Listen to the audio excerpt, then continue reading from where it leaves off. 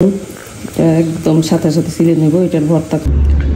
আসসালামু আলাইকুম, কেমন আছেন সবাই? আমি ভালো আলহামদুলিল্লাহ। আজকে ছাদ বাগানে আসলাম, তো এখন একটা পাতাকপি নিয়ে যাব। এই পাতাকপিটা আমি আজকে রান্না করব। একেবারে ভিতর থেকে এটা ভালো হয়েছে, পাতাগুলি ছাড়াই এটা উঠে গেছে। এই পাতাকপিটা আজকে আমি নিয়ে নিব রান্না করার জন্য। তো এরকম পাতাকপি দেরি করেও নেওয়া যায়, সমস্যা হয় না। পাতাকপি গাছে থাকে, নষ্ট হয় না, আর কিন্তু ফুলকপিটা নষ্ট হয়ে যায়। তো এই তো পাতাকপিটা খুব সুন্দর একদম। এই যে পুরো ছাদ বাগান থেকে এই বেগুনগুলিও নিয়ে আসলাম। তো এটা আজকে পুরে ভর্তা করব। পুরা ভর্তা অনেক বেশি মজা লাগে বেগুনের, আর এটা স্মোকি স্মোকি ফ্লেভার হয়। তো এই জন্য 3টা বেগুন নিচ্ছি। 3টা বেগুনে দেখা যায় অনেক টুকি হয়ে যায়। আর এছাড়া পাতাকপিও নিলাম, ধনিয়া পাতা নিলাম। প্রচুর রৌদ্র, ছাদে এত রৌদ্র যে আর কিছু নিব দেখবো এরকম অবস্থা না। এবার ছাদ বাগানে মাশাআল্লাহ এত সবজি হয়েছে আমার, তো পাতাকপি সেই তুলনায় খাওয়া হয়েছে কম। হঠাৎ করে মনে হইতেছিল যে এবার পাতাকপি সাদা ভাজি খাই নাই, তো এই জন্য পাতাকপিটা নিয়ে আসলাম ছাদ বাগান থেকে। কতটা ফ্রেশ, আর সাথে সাথে নিয়ে এসে নিজের ছাদ বাগানের সবজি রান্না করা, এটার আনন্দটাই অন্যরকম।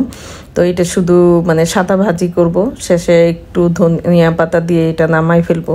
এখনো আরো কয়েকটা পাতাকপি রয়ে গেছে, তো চিন্তা করছিলাম যে ওগুলি নিয়ে আসি। আসলে রোজার দিন থাকাতে ওগুলি আনাও হয় না আর খাওয়াও হয় না। খাবারের পরিমাণ এত কম, রোজাতে শুধু ইফতারটাই একটু বেশি করে করা হয়, তারপরে সব খাবারই থাকে।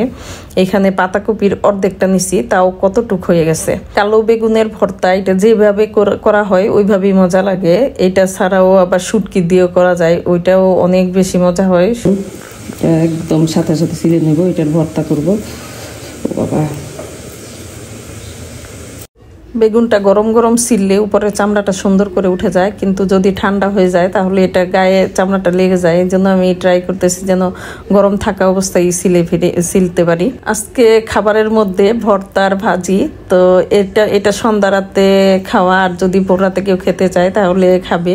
আর এখানে আমি খেসারির ডাল নিচ্ছি, এটা খেসারির ডাল ভর্তা করব। এটা লবণ দিয়ে সিদ্ধ করে একদম শুকনা শুকনা সিদ্ধ করব, যেন গায়ে পানি না থাকে।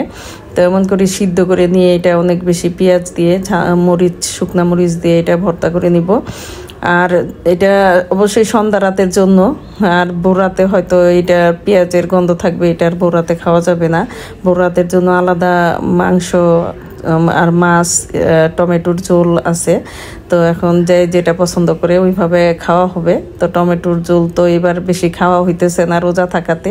মাশাআল্লাহ ছাদ বাগান থেকে এত এত টমেটো উঠাইতেছি। এইবার এত টমেটো হয়েছে, ফলনও বেশি, কিন্তু খাওয়াটা ওইভাবে হইল না। আর এটা ওইভাবে ফিল করে খাওয়ার টাইম পেলাম না, কারণ রোজা তো চলেই যাচ্ছে, টমেটো শেষ।